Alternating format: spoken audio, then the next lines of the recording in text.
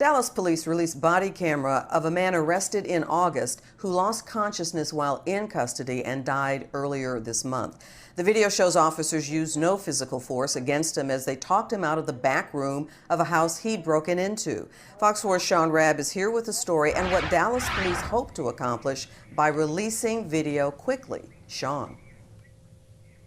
Good evening to you, Clarice. Well, the short answer is more transparency. This part of a group of policies implemented at the end of July following a month-long protest and unrest across the country and in North Texas after the death of George Floyd at the hands of Minnesota police.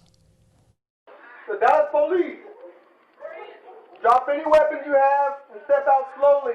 You know, I think this is a step in the right direction as it relates to transparency.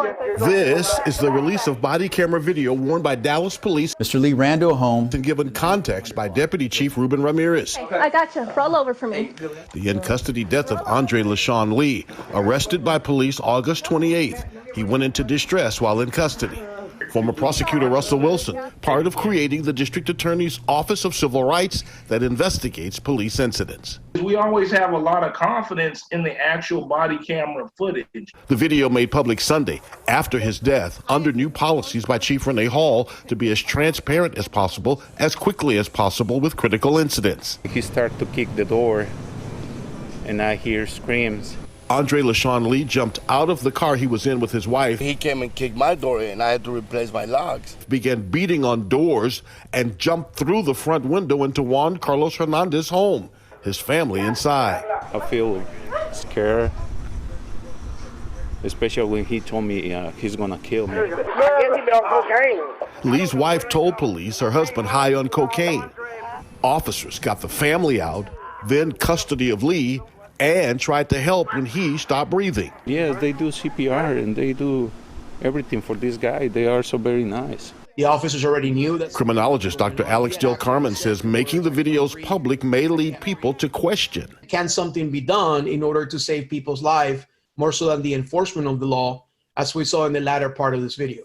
But also open eyes. I think we're going to learn more about the distressors of police-related work. I don't think many people really understand, what exactly police officers go through when they respond to a call like this. Former prosecutor Wilson says if a high level of transparency is the goal, then this is the correct start. And you got to maintain that. And if there's a situation where a use of force is involved and that use of force causes the death. Now, both of our experienced voices in our story said those on the scene officers did everything they could to try and help Mr. Lee. They called it a textbook response. Still, the Dallas Police Special Investigations Unit and the District Attorney's Office of Civil Rights taking a very close look to make sure policies and protocols followed. Now, there was another critical incident last week on Friday. Clarice, Dallas police chased a homicide suspect into Mesquite and shot him at the end of that chase during confrontation.